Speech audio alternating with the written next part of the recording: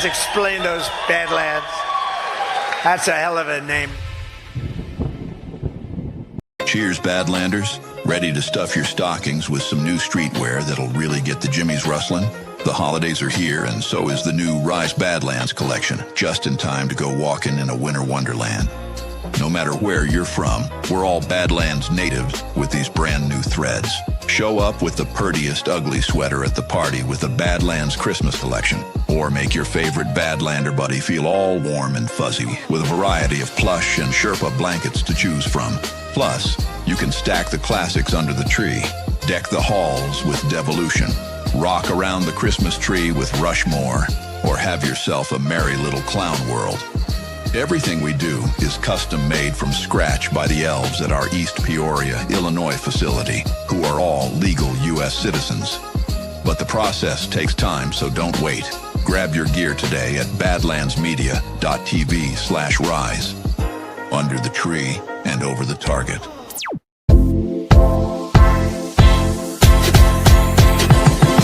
Deodorant should do more than cover you up.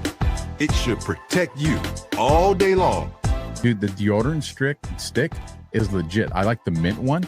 And, you go work out and you kind of get like, you get funky if you work out. Dude, like at the end of my workout, like I'm sweating, shirt got all those sweat. Like I'm like, dude, I still smell good. Like I absolutely love it. If you guys haven't tried it, try it. That's the difference with Soft Disclosure. No aluminum, no chemicals, just clean, natural ingredients that fight odor and keep you fresh through every workout, every meeting, every moment. I've always struggled with the you can't use aluminum deodorant because you're going to die if you use it kind of thing, because all of the non-aluminum deodorant products suck pretty much. Yeah. This is different. This is all day. You're all day good, and you're not putting any of that disgusting chemicals right near your lymph nodes. Soft Disclosure deodorant, real protection, real freshness, built on truth. Available in mint and lemon grapefruit. Visit softdisclosure.com and use promo code Badlands for 15% off. You know Vanman taking down big toothpaste with all natural oral care, right?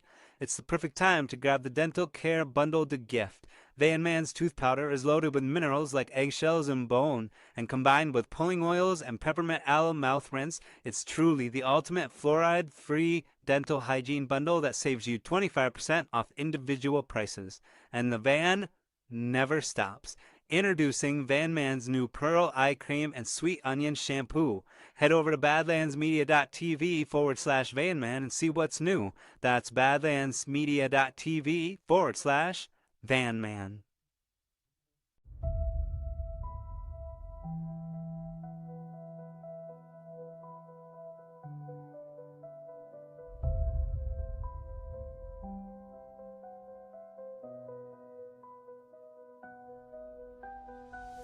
All American first. I call it the woke rifle. Jews are out here stacking up businesses. How about we all come together and say, let's stop attacking pedophiles? If I would never take my own life. Okay?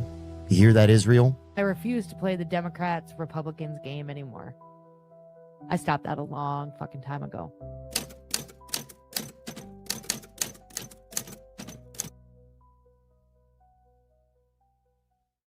Ladies and gentlemen, welcome to the Shipwreck Show. My name is Shipwreck, and I'll be your host of Moses. Tonight, we got Blue Eyes Abbey with us from Badlands Media, because we're going to talk about cryptids, because fuck politics. I'm sick of it. I'm so sick of it. I'm so tired of it. The next time I want to talk about politics is when I watch the debate between Turning Point USA and Candace Owens. I'm going to tune in for that. She accepted it. That's crazy. Are you serious? She did. This is going to be, whoa. Yeah. You just threw that on me, right? Yeah, give me all the bread and circuses that night. That'll be fun. Yeah, it will be fun. Tonight, we're going to talk. You didn't send me anything, did you? I didn't send you anything, but I got a bunch of stuff. Great. So we'll just I got all the links and stuff. Can you add them? Like, are you able to do it from your side? Yes, I will totally add them. Because I hate doing that. All right. Yeah, no, I'll totally do it. Good. All right. Hi, everybody. It's good to see you. We're going to talk about some Bigfoot. And you have something else. Like, what did the Kushtaka? Okay, I have Alaskan tails up the wazoo. Hold on, I'm pulling this up. Okay, it's not playing. Thank goodness. Okay. Yeah, so I've got three tales. Obviously, I think a lot of you guys know about the Kushtaka, maybe the seal people that would draw people in. We're going to get to that. But the ones that I have are near and dear to my heart because it's like very close to where I live here in Southeast Alaska. Do you want me to go right into the first one? I do. You know what? I'm going to let you just do all of yours. Because I can do mine at any time. Like, and if we run out of time, it's fine. I can do mine another night. That's not a huge deal. Yours are way more. I'm more interested in the ones that you're bringing to the table. Okay. Because mine are pretty. I mean, I got Bigfoot. I got the Yeti. I got Skinwalker Ranch. Well, this kind of like falls into some crazy stuff like that. So the first one, there's a full video. It's about an hour long. I can throw it into chat, guys, when it's going. But this is a snippet from it. It's about 11 minutes. Are you cool with me playing it? Fuck yeah, let's go. Okay, it gives the outline. So this is about a place called Thomas Bay. And it's very close to where I live, very local. Hold on, I have sound effects. Just a minute. I think they do. Well, they do. Like StreamYard was like, hey, look at some cool shit. We got here we go. Yes. I love you. That's it. All right. All right. Get ready, guys. Everybody ready? Get ready. I fucking love this so much. So I grew up hearing this story. It's always given me the creeps, but it's made me want to go to that island. I've never been to this island, but I want to go so bad. And a lot of people don't want to go because of all the stories to it. So this is from a story called The Strangest Story Ever Told. And you can find it on Amazon. We used to have a little paper book. And the man that wrote it, his name is Harry Culp. And so this is a short snippet from his tale. This is just the first encounter that happened when this man went to the island, his friend. But there's many more stories. But this kind of lays out what is there anything else on the island, or is it just an island? In tonight's episode of Remote Cabin Radio, we delve into one of Alaska's most chilling legends, a tale shrouded in mystery and terror. The story takes us back to around 1750, when a devastating landslide buried an entire Tlingit Indian village deep in the wilderness of Thomas Bay, claiming the lives of 500 souls. But the story doesn't end there. Fast forward 150 years. So 500 Tlingit natives, those are the ones that we have here, the Tlingit and the Haida. 500 of them died in a landslide. Okay, like you believe in like the whole town. Like, okay, and it happened in 1750. So this is before America was even founded. So these are some old dead people. When a group of miners ventured into this forsaken land, only to encounter something far more terrifying than the harsh Alaskan wilderness. They came face to face with creatures so horrific they could only be described as devil creatures. This tale of terror is a chilling account of survival, the supernatural, and the mysteries that still haunt the dark corners of the Alaskan wilderness. The spring of 1900 found 4 men living together in a shack in Wrangell, Alaska. Like many prospectors, we were all broke. As fate would have it, I was one of those 4 men. For reasons that will become clear, I'll refer to the other 3 as John, Charlie, and Fred. One evening in April, Charlie burst into our shack, visibly excited. "Fellows," he exclaimed, "I've been trailing an old Indian for the past month, trying to get him to reveal where he found a piece of free gold quartz. I didn't mention it earlier because I wanted the whole story from him first. Today, he finally spilled the beans. He told me to go up to Thomas Bay, camp on Patterson River's right side, travel upriver for about 8 miles, then head to the high mountains. After about 1.5 miles, I'd find a lake shaped like a half moon. Plenty of stone like I found on the slide there," he said. Now, a prospector will jump at even a whisper of gold, and we were no exception. After some discussion, we decided to gather supplies for Charlie to scout out the prospect. While he was gone, John, Fred, and I would find work to fund another grub stake and pay off the current one. Steak. In early May, Charlie loaded his outfit into a canoe and set off from Wrangell for Thomas Bay, which lies about 50 miles to the northwest. He had enough supplies for 3 months, but was to return sooner if he found anything. If he didn't show up within that time, we planned to search for him. John and Fred secured a contract to cut wood, while I took a job at the Wrangell sawmill. Everything went smoothly until early June, when, on a Sunday afternoon, Charlie returned without a coat or hat and looking as if he had been through hell. He didn't greet us, just tossed a piece of quartz into a corner and said, "Get me something to eat. I'm all in and need to rest."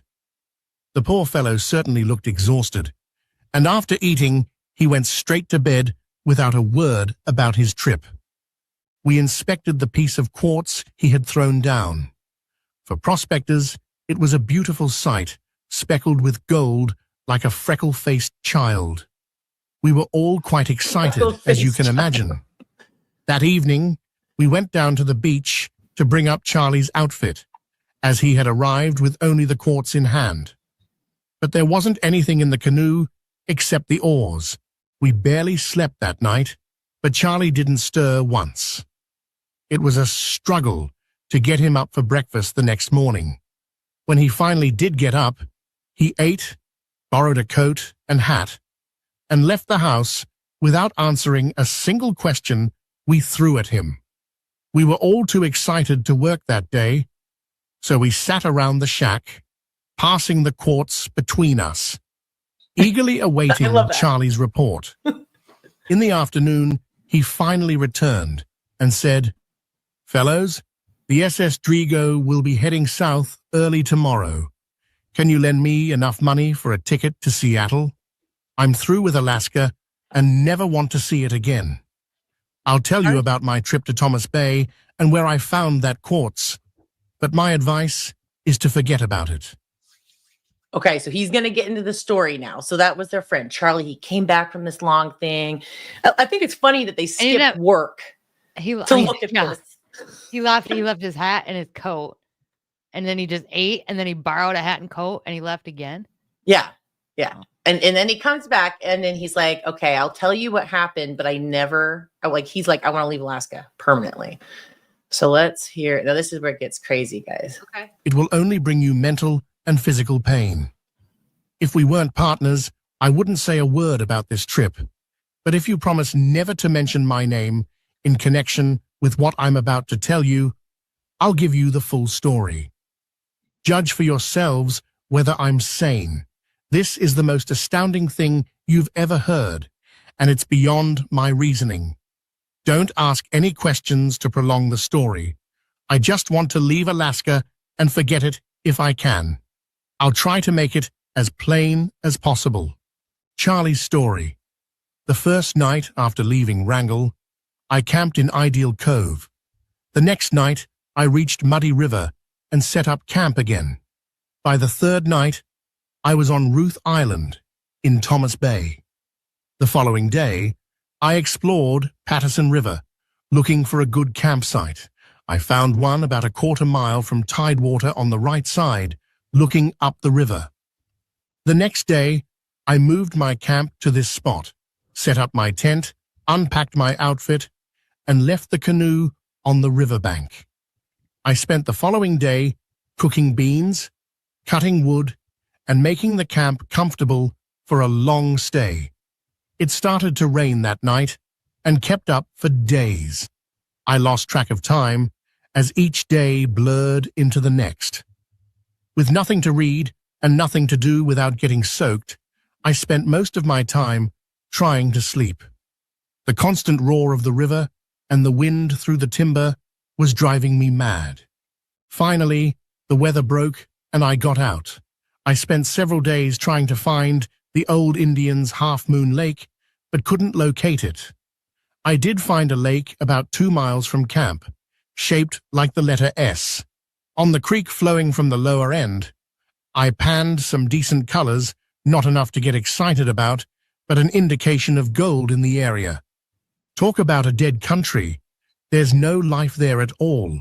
You could spend all day in the timber without seeing a squirrel. Tired of beans, rice, and bacon, I decided to head to a ridge about 8 miles from camp and 2 miles east of the S Lake to hunt for grouse.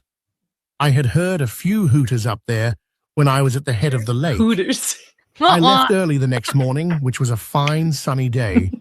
I only took my rifle with me, and when I reached the ridge, sure enough, there were a few grouse hooting.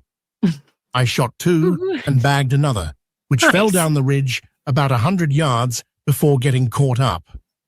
On my way down to retrieve it, I found that piece of quartz. Up until then, I hadn't paid much attention to the landscape since it was so heavily timbered and brushy. The formation didn't show, and I didn't have tools to uncover it. The top of an old snag had broken off, scraping the moss and loose dirt for about 8 feet wide and 18 or 20 feet long. So a top of an old snag, a snag is a tree that's dead and has fallen. And so basically there was like this wall, it's like, so it revealed, it just like carved that moss off and it revealed the quartz and the gold. Exposing this quartz ledge. That's where I found the piece. This ledge had been worked smooth by a glacier at some point. I didn't have anything to break off a piece with, so I used the butt of my gun to get that sample, breaking the stock in the process. Dang. That didn't worry me much, as I knew there wasn't any game in that country larger than a grouse, and even those were few and far between. My first thought was of the richness of the quartz, and how I had to get back to town to round you all up so we could get to work on it. After looking it over and feeling satisfied that I had made a rich find, I covered the ledge back up with moss, limbs, and rotten chunks. After finishing that job, I decided to climb the ridge directly over the ledge to get my landmarks so I could find it again, or tell you where it was if anything happened to me. I climbed straight up over the ledge on the ridge until I reached the top, about 600 feet above where I found the ledge. From there, I could see a big tree with a bushy top, taller than the rest, about 50 feet to the right of the ledge.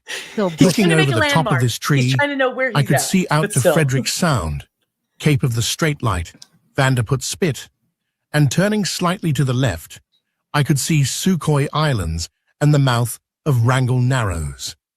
Satisfied with my landmarks, I turned around to get a view of some mountain peaks.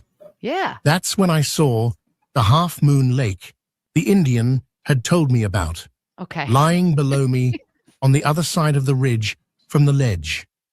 Right there, fellows, I got the scare of my life. I pray to God I never experience anything like it again. It was a fisher. Swarming up the ridge toward me from the lake were the most hideous creatures.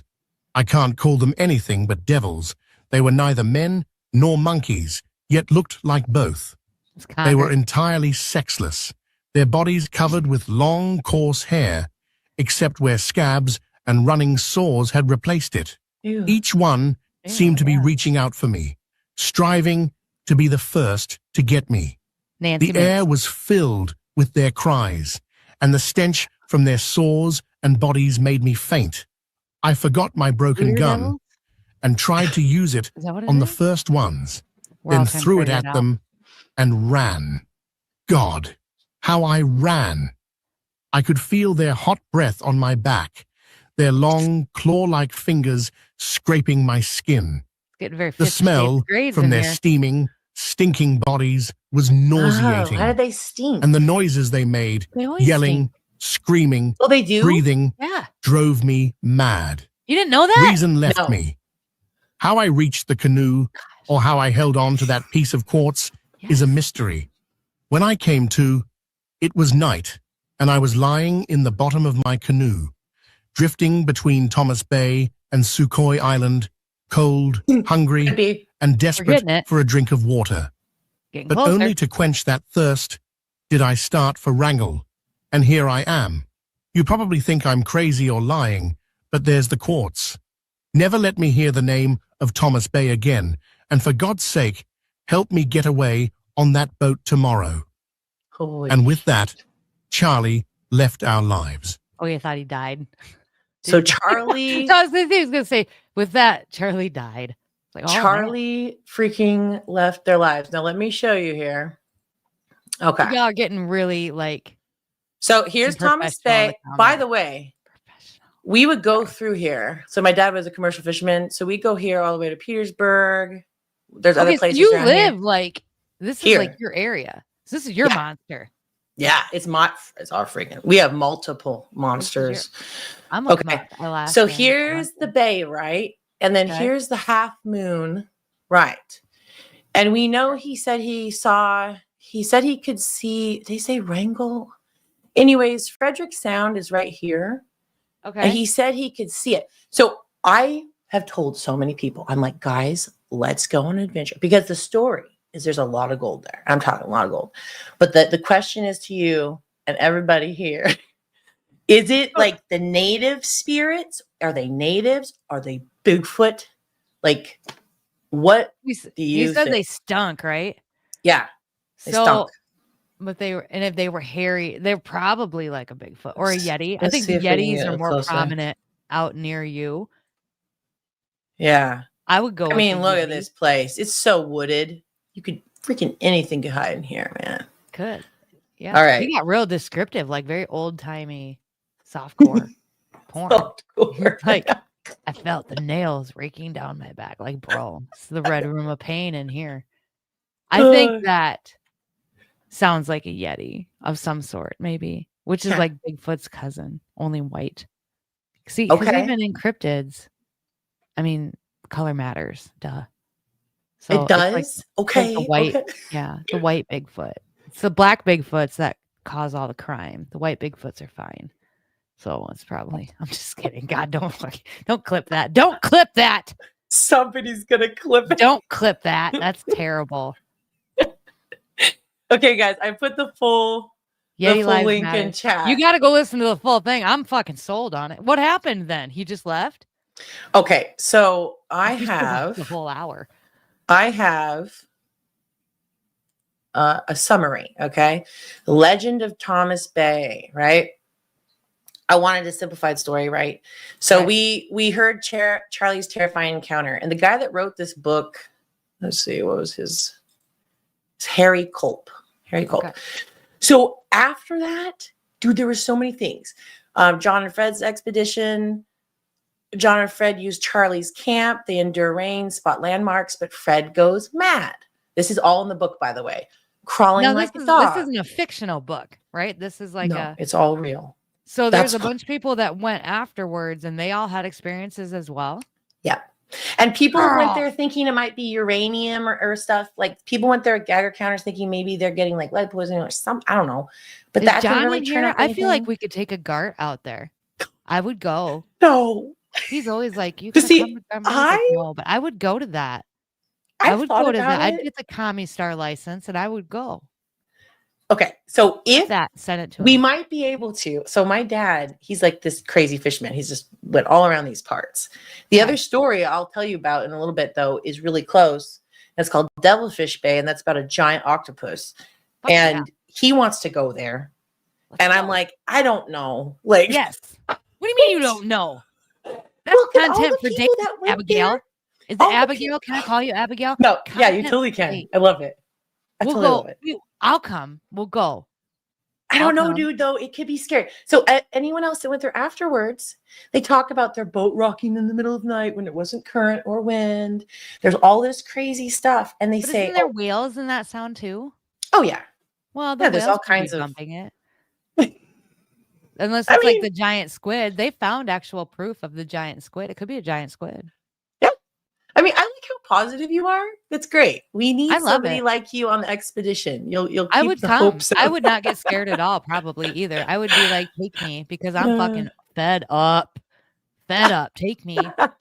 Take me, chew me up, spit me out, make me convert into the protector. Because that's what a lot of like the Bigfoots and the Yetis, that's supposedly what they are, is they're protectors of the boundaries. So when you get too close to something, you're not supposed to be. Did you know that? So supposedly, this kind of has to do with Skinwalker Ranch too, a little bit, but supposedly in the national parks, and this comes from like searching 911. I can't think of the name of the podcast. It's something 911, something 411. Oh But yeah, all these people, they go missing, right? But there's boundaries in these national parks, and if you cross the boundary, you'll run into one of these things. And the government knows about it, and they continue to allow it to happen because that's how they keep the monsters within the boundary, is by allowing idiots to cross the boundary and then get eaten, right? But the Bigfoots are supposedly the guardians of this boundary, and they keep people from going in, and then they also keep things from coming out of this boundary. And then if you go through the boundary, then it takes you into like a different dimension, which I'm totally on board with. I'm actually very open to this because why not? Like, I mean, you never know. Yeah, you never know. Like, I don't know. There's things that I could never prove, and until you see it. So here's the thing. I've heard people, actually, I'll tell you a story about my mom. So she was out hunting, right? She just loves going hunting way more than any of us. She was out hunting. I don't know how long ago. Mom, I don't even know if you're watching. And I don't know if she can write. Abigail's she might mom, be watching. are you in here? Comment. You got a minute? Can you pop into is she there at your house? Can you pop into the room? I'd have to call her. No, that's okay. Well, I don't, because it's hard. I don't know. Maybe it's easy for you. I can't get my phone to work on this mic. I've tried. I told her to come on here, and she's still so nervous. But maybe we can encourage her. It could be fun. Okay, come out there. We'll all do a podcast together. Okay, I'm listening. And get freaked out together too. Although we can have like marshmallow roast and stuff and make it better. Like, take me to your leaders. Fed up. As long as their name's not Nancy Mays. Sorry, your mom's story. We're getting. This is what happened. Let's go. Your mom's story. So your mom, she was out hunting for grouse, probably. No. She was out hunting for the Sitka. I think it's a blacktail. I think that's what we have. Sitka blacktail deer. They're just smaller deer. Okay. And she comes to this, meadow, and which basically you do is you come to this nice open area. The tree line will be there because usually the bucks will hide like right there. But if you call them, sometimes they'll just poke their head out enough and you can spot a deer and hopefully shoot it. Okay. Well, she was there calling, and then a doe comes out. It's just a female deer. Doe comes out wandering down there in the meadow. I don't know. Some people don't know. Retarded now. Thanks. I probably set that precedent. I'm sorry.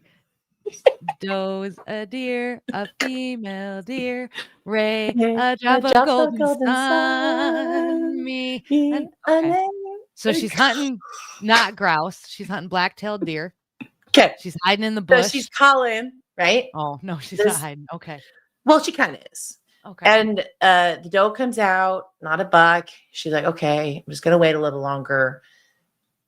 And my mom, dude, she doesn't lie. She doesn't make up anything. She is down to earth, honest Christian lady, like would never even make up anything. Okay. My kids thought that too, till I told them there's no Santa. Well, I don't know how old you are, but I know you always gotta come to that point. Sorry. Okay. So then, well, yeah, we really weren't raised with Santa too much. We kind of knew it. Yeah. No, we were pretty much like, Jesus is the reason for the season. Although we had Santa Claus things, like Santa Claus gave you these presents, but we all kind of knew. But it was still fun, That's so fun. Okay. Okay, so she calls, and this doe walks out. She's like, okay, I'm going to wait a little longer. Yeah. And the way she tells this story to me, she goes, Abby, she's like, this roar comes out of just this giant roar from the woods. It's not a bear roar. It's obvious. It's not a wolf, right? And we know what a bear sounds like. And we even went and looked up the sounds afterwards. So this roar happens, and she's like, oh crap. She said she packed up her stuff and left because she felt whatever it was did not want her there. The other interesting thing was when it roared, the doe didn't react. Wasn't even a problem. And mom thought that was weird. No, she totally heard it. Because they're interdimensional. So they can like throw their voices to hit a frequency that only like you can hear. Oh my gosh. That is like a whole new fear unlocked. Can't hear them. But if they hone in on you, they probably marked her. They probably come watch her sleep. Oh no. Sorry. Oh no. We got $20. I love you, smart, intelligent ladies. We love you too, Patriot Mom. And then Peyton $2. Ship and Abbey are great together for show. The story about dimensions is real. Where you do dream in the past, future. so many keywords came out. I feel like you and I could do a live once a month and just talk about all this. Oh man, forever.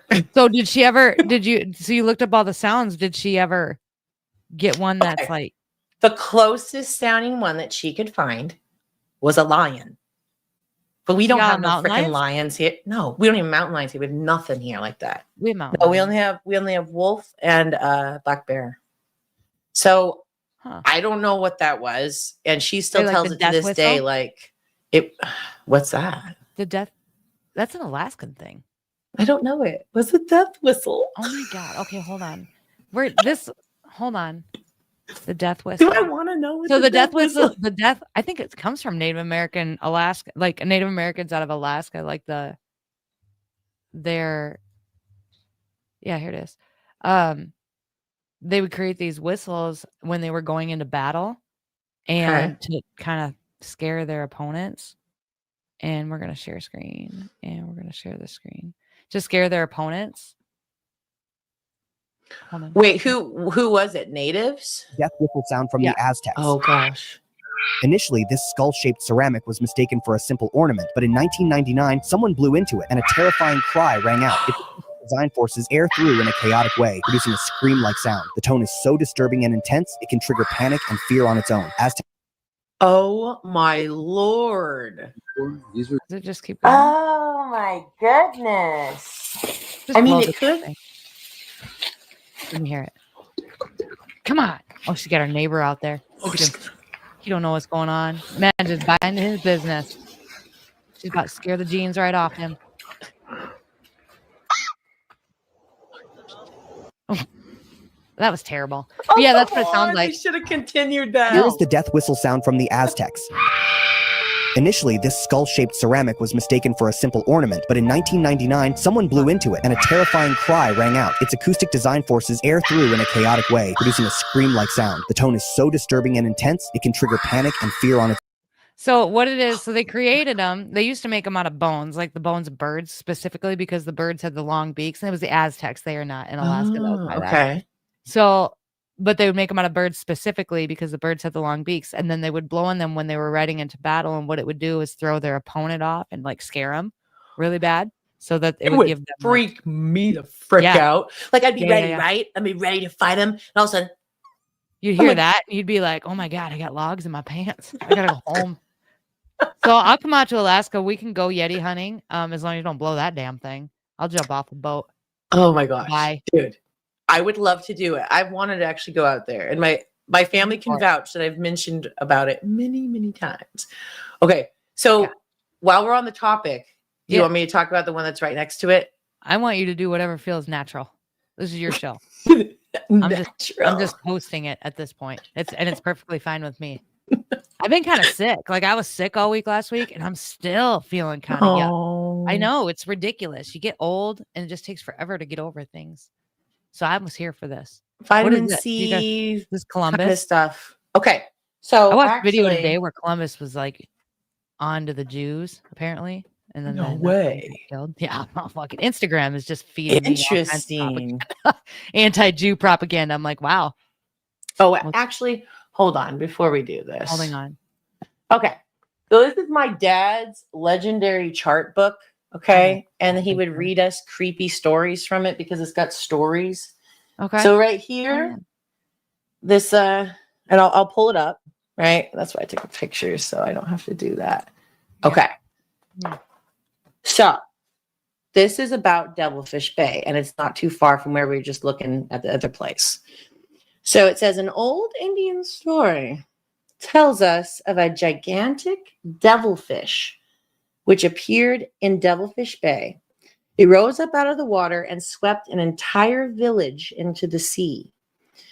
Later, a team of researchers visited the bay in 1975, but sensing strong supernatural feelings of oppression, depression, and alarm, they fled the area, concluding that the place is cursed. Okay, so based off of feelings, facts don't care about your feelings. So my dad laughed about that too. Okay, it's so hard. Okay, so then they left. Oh, you got to. Oh, there's like so Thomas Bay's here, right? So we actually Port Alexander. I used to live here. at one point. And can't port read protection. Okay, That's hold why I have on. We're going. Google We're Maps. going. Okay, it's okay right here. So you go up around here, Okay. right here. Well, that looks like a person there.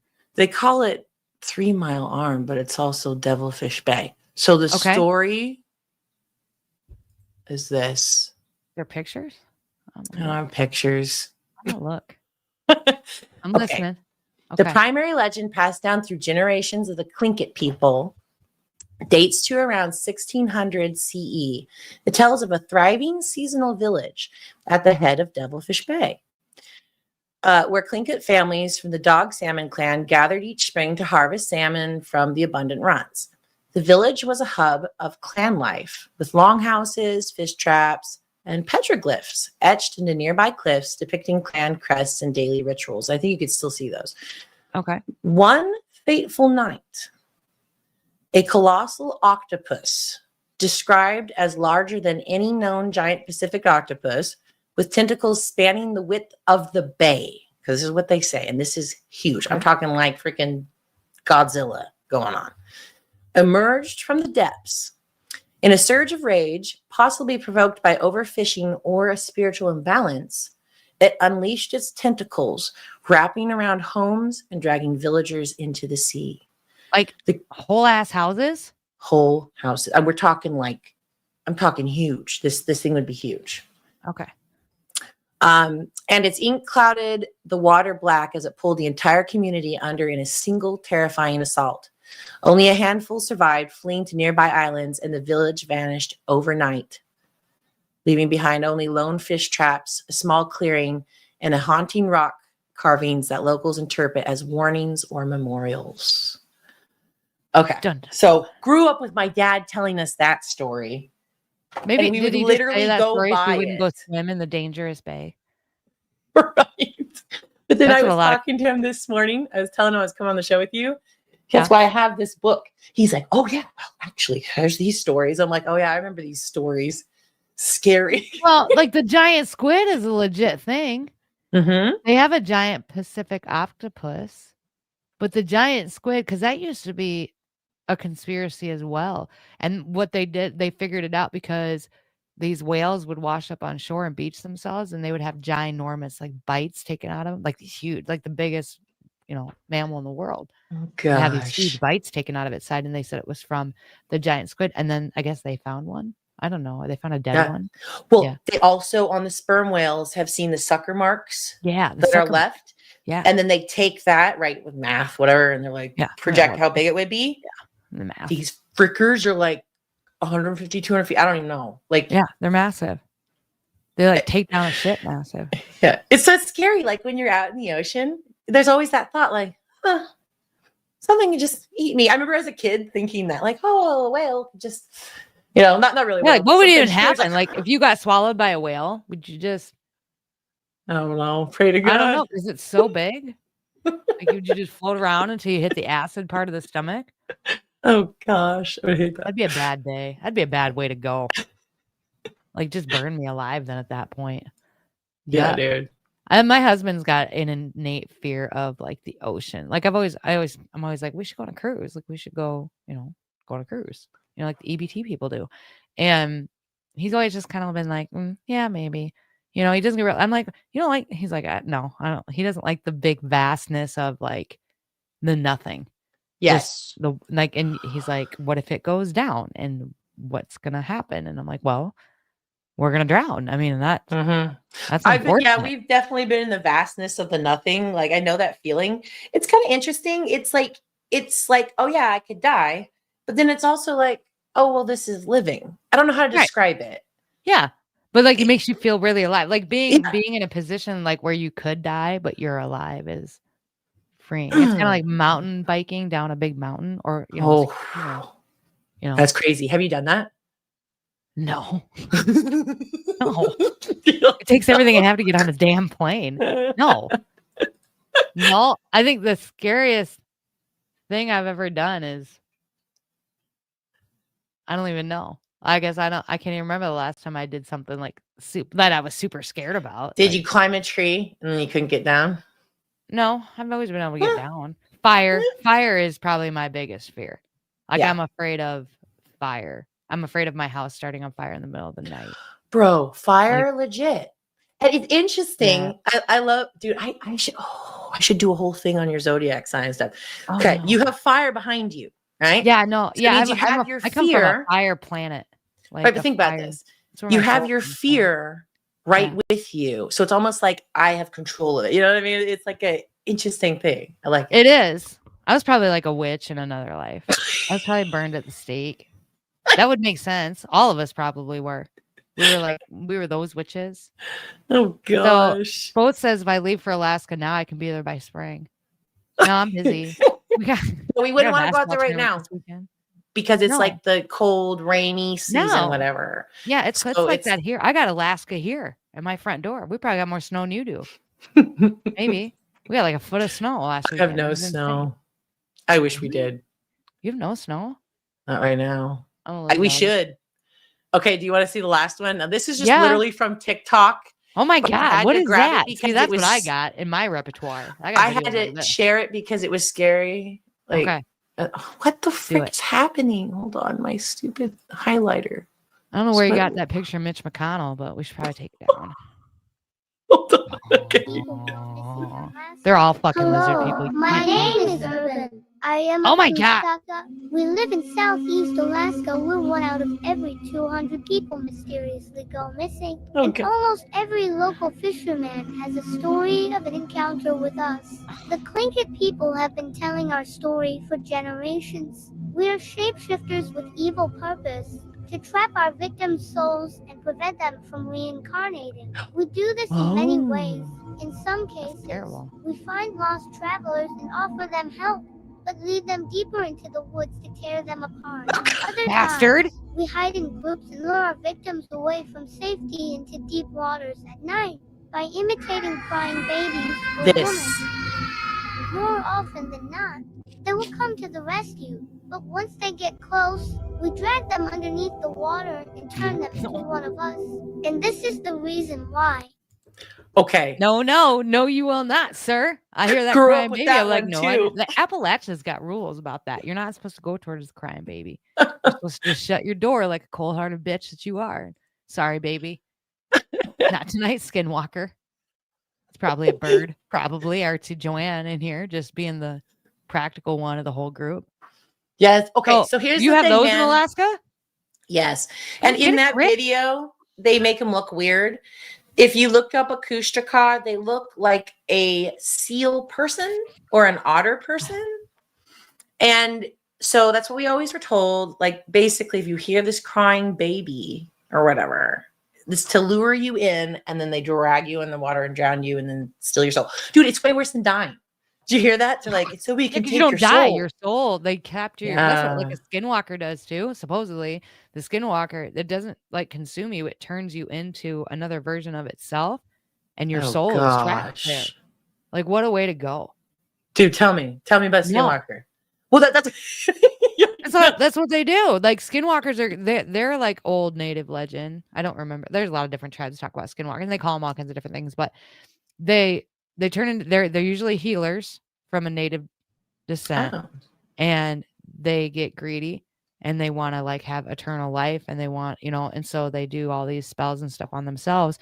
But it's like dark art, and that always can go either way, right? And a lot of times it doesn't go the right way, and so then they become skinwalkers, or they were human at one point and they practice cannibalism.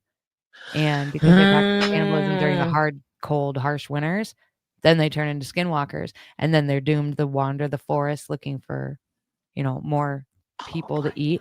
And I guess they're always hungry and they're always cold and it's always terrible. And that just doesn't sound like any way I'd want to go either. You're not even really supposed to talk about them because then that's what attracts them, I guess. But I listen to a lot of podcasts. So whatever. I mean, I suppose if you're going to show up here in Iowa, whatever, eat some corn. But Skinwalker Ranch is, I guess, because like the Skinwalker Ranch thing was really interesting to me because the government was involved. Like, why? Dude. Why is it? And then like the government is still involved. They say they're not, but they are. And so a lot of people think that when it comes to like the lizard, like if you get into the lizard people and the government and all of the government experiments and stuff like that, that the government is protecting Skinwalker Ranch because that's where they're doing a lot of their business, and they're using the portals and using like the electric magnetic fields from that in order to create, they're trying to create like weapons and, you know, and that would super make soldiers. sense about like even let's say like the U.S. military working with these. That I've come to that conclusion. Like I said, Behold a Pale Horse, that book, one of the best books ever. He was a man that worked for the military. He had Q clearance, so it's the highest clearance. He had things come across his decks that's talking about flying saucers and this and that and all this, whatever you can imagine. And I forgot what I was gonna say. Lost my train of thought. That's right. He was sitting at his desk and somebody gave him a file about UFOs. Yeah, aliens and all this stuff. But basically he goes into it and like he's just like, I saw these things. They went through these Roswell crashes. There was sightings, videos, pictures. It went across my desk, and he had to prepare it to be given to the president at that time. And that's where I came across the stuff about, you know, Eisenhower. That's how I love how you mentioned that.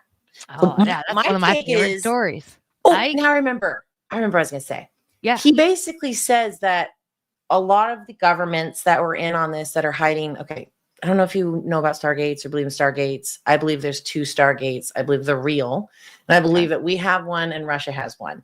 Okay. And so basically in this concept is that within the government, these, you just call them skinwalkers, hybrids, whatever, alien, are quite literally a part of this count. You could call it like the Illuminati Council of 13. Yeah. You quite literally have a gray in on that council. Like that's as far as I've gone. Cause it's like, it seems there's working with aliens. They promised they would stay within these guidelines. They didn't stay within these guidelines. They lost control. And now we have a problem. Now we have a bunch of Congress, a bunch of weird eyes. Yeah. And some governors with weird eyes. Because that's kind of how I understood it. Like there had been like an interdimensional agreement that had gone, and it was good for, I guess, for a really long time. But then it changed somewhere along the lines. And now we've got like hybrids running our, so like none of it is real. So like the Congress, you know, even you get into like the presidency, none of that is real. It's all orchestrated by these beings. And there's like because then you kind of get into God too, right? And because then you're like, well, if there's the beings, then how is there? And God, you know, they always said that the earth is the devil's playground, and this is the realm to which we play in, right? And so there's us who's just out here fucking around, whatever, feeding the machine, right? Our tax dollars and our energy and our anger, it's fine. So you got us, just the normal everyday dipshits, and then you've got like this. There's like another war that goes on above us that we don't even know. It's like a spiritual. There's good ones, and then there's bad ones, and then there's us, and we're here to try and learn those lessons, and we're here to try and kind of figure it out and to guide people through it the best that we can through faith and love and hope.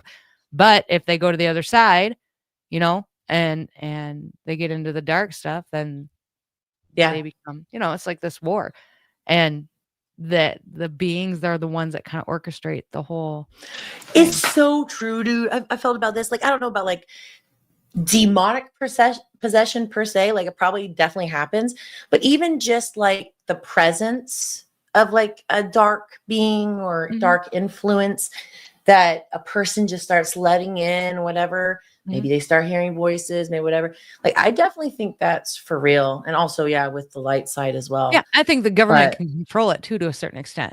I think they can send these beings to your house. I think this is how you get a lot of mass shit. Because we talk about MK Ultra, and you could get real high level with that. Now, if you want to get a little deeper, you could get into like messenger demons that are sent to. And if you're not in a good place mentally, and if you're not in a good place spiritually and faithfully, you know, those demons can come in and they can alter your way of thinking. They can alter the things that you do. And what could be MK Ultra could be more of a spiritual thing at the end of the day. I felt like the military and the ones that were practicing in that, even in their writings, they'll say stuff like that. Like we'll have our subject one, let's say, you know, projecting his mind to try to like enter in someone else's mind and figure out secrets. Whatever. What was that called? That's MK. Well, that's called not astral projection. Remote viewing. remote viewing. Remote viewing. But like, even when they did that, they found that the subject that was doing that over time would become super fatigued, ill, and eventually die at a younger age. It was almost like it drained them of this energy to do that. So in their writings, they talk about how there's all this weird, also like, I don't know, metaphysical, but almost like spiritual stuff going on. I believe it 100%. I believe it too. I believe your phone can be a conduit for it too. If you're not real careful. I can't count on one hand how many times my phone has read my mind. It creeps me out. Have you ever heard about the scrying mirrors? No. Okay, so old witch stuff. They would have black mirrors, like mirror on the wall kind of concept. I've heard of they were mirror, black mirrors. A lot of people think that these are scrying mirrors, right? Okay. Same concept. And so they can view you, right? Because they do view us through technology, through monitoring, but it like goes to this next level, like this weird, like old ancient witchcraft. Like, right. I have no idea, but I could get down with that. Because I know that my phone will make me physically ill. Like physically ill.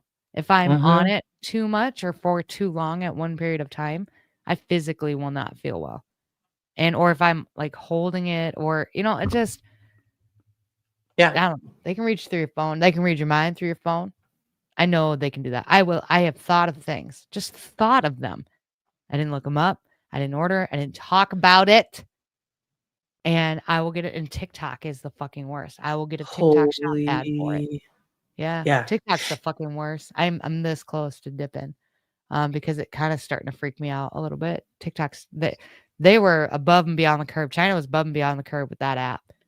And I feel like the United States government now has control of a lot of that information. They got it. Because they were the ones that are making the chips, right? That are in your phone. And those are the main things that run it. Was the Chinese Communist Party government. They are so about, watching and monitoring. That's what their whole country is about. Credit score. If you were a good person, you did this, now we can unlock and you can get on your bus. Like that's how tight these people are.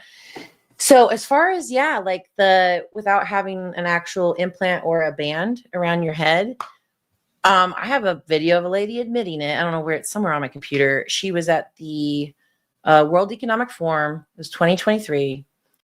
And she's touting on about how, now we can do it without even being invasive. And if you just think of something and it pulls up, same as these glasses that are coming out, you just think, I'll call mom. Boom. I mean, I guess if everybody's okay with that, but I'm not okay with like, but it's straight up. But you kind of like, how does something like that even work? Like, how does that work without having something implanted in our brain? Okay, so it's monitoring your brain waves. So what they've done, they kind of started, because I found old Google documents from like 2009, actually probably even older. So what they did is they got a bunch of test subjects, let's say 60 people. They put these bands on their heads, and then they said, think of apple. And they thought of an apple. And then I recorded, I don't know where they had it, right? It was like, I forget the names of the different parts, cerebral cortex or whatever. They monitored what apple looked like. So there you go. They got that. What about dog? What about cat? What about people? What about they, everything, right? They eventually monitored all the brain waves. So now they actually know what I could be thinking, like when I'm not even speaking. So that's creepy. Yeah. So that's how they know it. That's how they can target you. And if that technology is in this, which it probably is, that's probably how they're doing it. It probably is. I don't want to freak everybody out. No, see, the thing is, I use phones for good too, but we all know we're being monitored. Right. And I think that when it comes to, like, and I talk to people about this all the fucking time, it's all about intention, right? Like when Elon Musk came out and he was like, we're going to put these chips in your brain, and everybody about their faces about melted off. Like, this is not what they wanted. This is the mark of the beast, right? This is what it is. But if you listen to what he was saying, the chip, they were going to do it in people who are quadriplegic, and it was going to be able to connect those nerve endings and fire them back off to help them be able to walk again and to be independent again. That was the whole idea behind the chip. And yes and no, I'm a perfectly healthy-ish person. I'm not going to go get a chip, right? But if I was a quadriplegic, like, living my life in a wheelchair, spending millions of dollars of taxpayer dollars because I have to be on Medicaid, for help. Oh, good point. Would I get a chip? I can't say that I wouldn't. I honestly can't say that I wouldn't. I probably would. I'd probably roll the dice. So, I mean, I think it is. I think it's all about, I think I live in a land of intention, right? I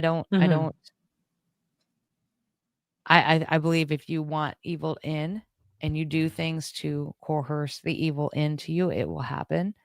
But I believe that if you don't, and everyone's like, well, the devil, he tricks you but the thing about all of that is like one of the rules that I know for absolute certain is that you have to they have to tell you who they are, and you have to know you have to know. What you you're have to know that accepting. what you're accepting beyond a reasonable doubt. Like, you have to know you're selling your soul. They might be offering you the life of your dreams, right? For you to sell your soul.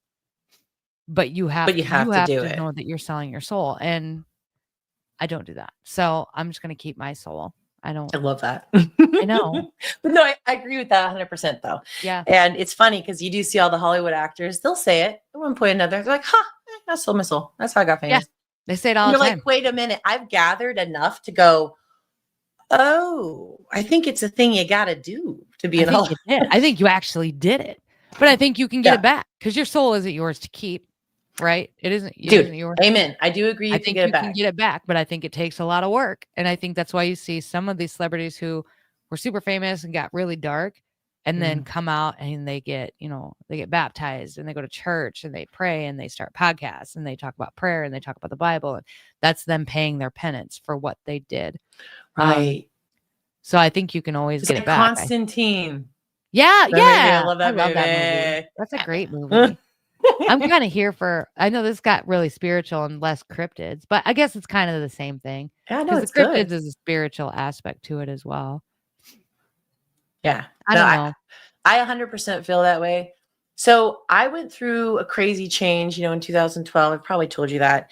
And so after that, I realized, okay, let's take all religions and just put them to the side. I'm not trying to offend anybody because I'm a Christian. Right. Let's just put it to the side. It's to the side. Let's just go by with what happened. Okay. I realized that there is good and evil, right? There is good intention, like what you're saying, happiness, joy, telling the truth, giving, all these things. They naturally in your heart feel good. They should anyways. And that's kind of like the being of light, we'll call. You're tending to go towards light work or good intentions, right?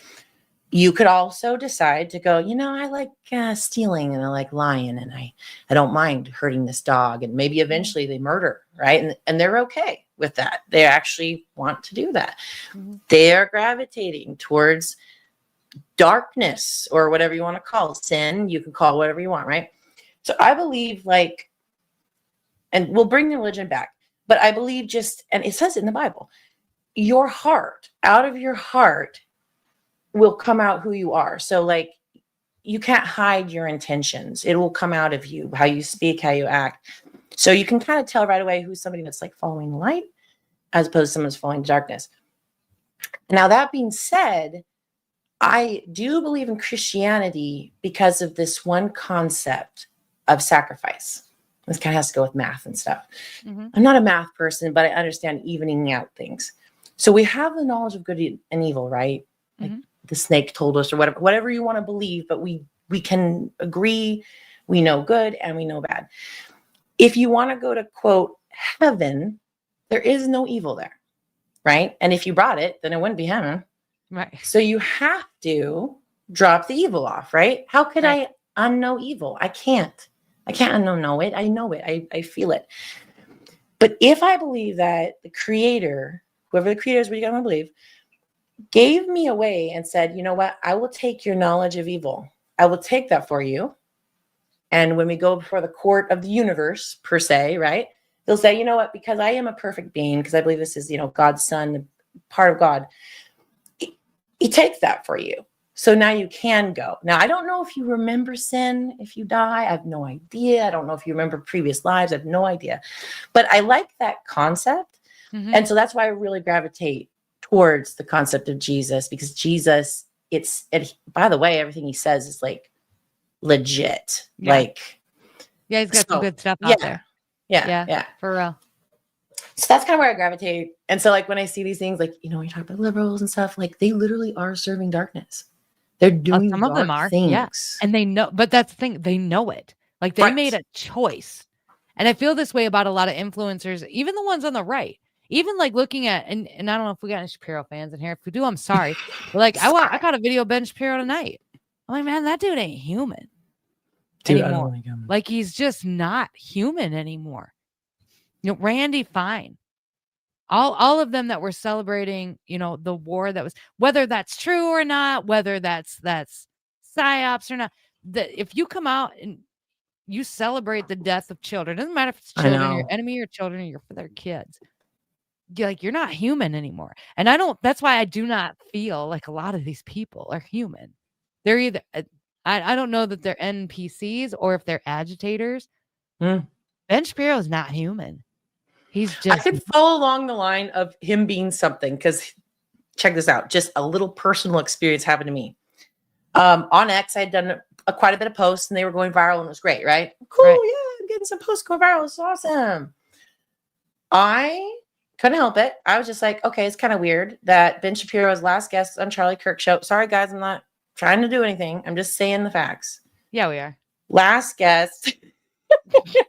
Okay.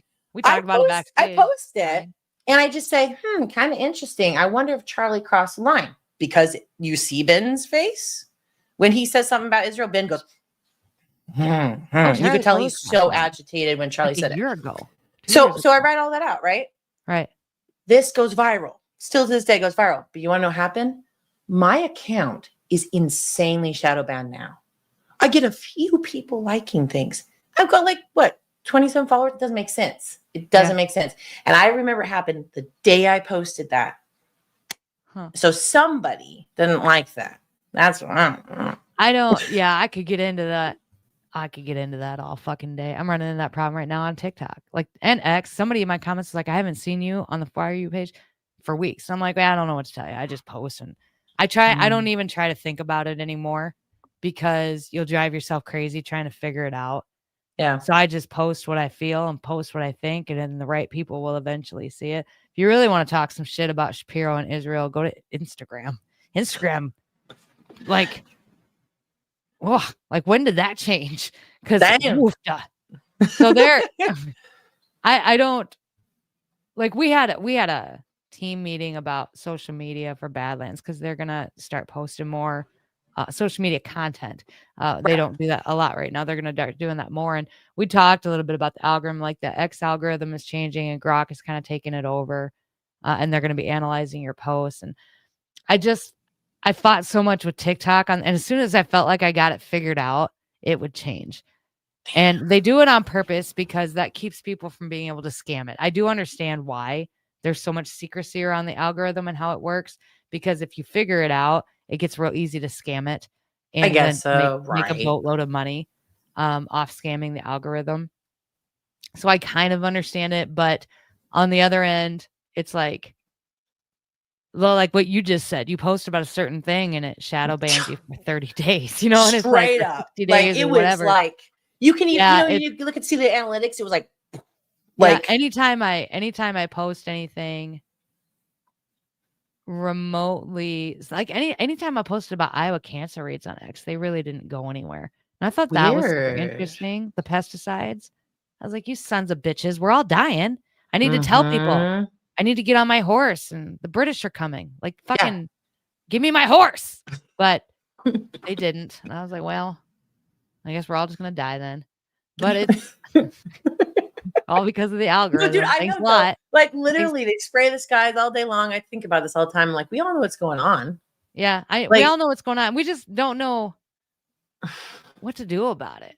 You know, and that's my biggest thing. Like, I hate coming out here and complaining about things without having a solution. And I don't know what to do about it other than to make a video and just keep talking about it and hopefully get somebody's attention. Yeah. But the only attention of anybody I ever seemed to get was Nancy Mace. Dumb cunt. I got Marjorie Taylor Greene's attention. And then she quit. So I know that made me sad. I was like, what the heck? Like, I was like, girl, she came on my podcast a week later. She's like, I'm gonna quit. I'm like, fucking all right. Thanks for trying. Yeah. Like, I don't know. Then people are like, you should run for, I'm not gonna run for office. No, look, this is a mess. This is a goddamn mess. I can't get nothing done. I would sit and introduce legislation all day that would never get voted on because everybody else bought and paid for. I'd be in the same shoes as Marjorie Taylor Greene. Like, and that's the same issue. Cancel sorry. the whole Yeah, I didn't mean to cut you off. Exactly. Nailed it. You nailed it. Yeah. There's no point in any of us running right now. What we need, I mean, the whole thing needs to just get burned down, but I don't know. I did invite Nancy Mace on my show. They didn't reply. Thought that'd be a great fucking show. But like, I don't know what to do. And then when we get into like the cryptids, like in the lizard people, like if that's the case, well, I really don't know what to do then, because we are not. It's a God thing. Totem pole of evil people, things that can do evil things. So let's just keep it light. I won the food stamp war. Fuck you guys. Gotta go to work now. Annabella's Gardens. Enjoy that. Working for free. She don't have to. I don't know. Yeah, okay, dude. I gotta go. They gotta go to their next show. We're running late. I could just sit. And talk we're night. over. Oh crap, guys, we love you. We do. I'll bring her on more. Like we could do a show once a month. I think I talked to you before about this. Dude, we should totally do it. What do we call it? Because I can get into dreams. Like I want to talk about dreams because I'm wearing this nicotine patch and my dreams are off the charts. Like I don't even want to wake up. They're so good. They're so good. But it's almost like other dimensional. Like they're so good, but they're so familiar. Like I'm home. Whoa. Is that weird? No, what if it's like an alternate life that you're going to? Is. Did you ever watch Adventure Time? No, but I did read the theory on the shopping mall theory. So millions of people out there, they have dreams about a shopping mall and they all describe the same shopping mall. And the way my fucking jaw hit the floor, because I too have been at this shopping mall, the exact same shopping mall. Okay. The exact same one. This could also go into abduction stuff. Home. It gets what? It could go into abduction stuff. A lot of people that have shared memories. It might not be. We were all abducted. Don't do you could be on a ship and they're projecting it looking like a shopping mall. Ship. Right. It is. Mine is. I don't know if theirs was, but my mall is on a ship. So my mall is on a ship and there's a church and then there's my dad's house and then there's like a big brick building that's got like long hallways that we all run through like kids, like, and we always play Nancy. It's the weirdest thing, but it's the same my goodness thing. It's not the same dream, but it's the same place. And when I have to wear it because I'm trying to quit smoking. So I wear these nicotine patches, and even though I take them off before I go to sleep, because otherwise I just don't sleep. I could be up for days. Nicotine's like great. It's fucking like crack. But so I take them off. But even though I take them off, I go to sleep, and I'm in these, and it's home. It feels like home, dude. And that's recently been happening. Recently. Oh yeah, it happens every time I do because I've had to start and quit smoking quite a few times.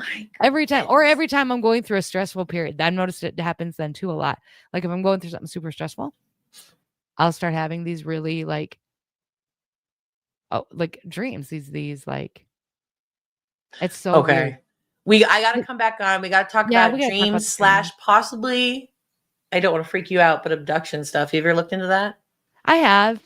Like I've read about it, like abduction thingies. I don't know that I was ever abducted. I did see a UFO once, but it was in the sky and it was in the middle of a cornfield. So it didn't come from the water. So maybe it wasn't a UFO. Maybe it was, who was the president at the time? Don't Obama. doubt yourself. It was Obama. I had to stop and get out. It was in the middle of nowhere. I was on my way to work and I saw these 3 great big lights in the sky. And my first thought when I saw them was like, oh, that's a combine. I don't know why I thought that because combines are on the ground. But then it wasn't a combine, and I came to stop. And I sat there and stared at it for like 10 minutes. 3? 3 great big lights, like big. So it's like literally like Close Encounters of the Third Kind. It's always 3 lights. It's like the 3 lights. It's like lights that you see at the baseball field. Yeah. And then that was it. And then I went to work, and I didn't think about it again until I went through like my own like spiritual awakening, and I started reading into all this, and I was like, oh, I saw one of those. Whoa. We used to see shit all the time. We lived on a farm, wide open skies. There's always shit in the sky. Oh, I bet. Cool shit to watch. Yeah. So That's we got to awesome. go. They got to go to their next show. I love you guys. Abby, thank you. Guys. Yeah, dude, Okay. thank you. I'll bring I Abby love back it. on. We'll get more into this. We could come on and just have dinner and just eat. I and know, just right? talk about whatever. Wouldn't that be fun? It would be fun.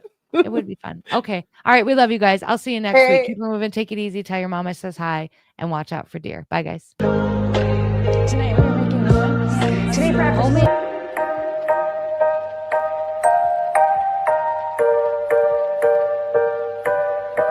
If you need a break from the politics, please consider subscribing to our Substack or subscribing to our ex-subscribers. Just good food, good friends, and good times. We'll see you later. Thanks, friends.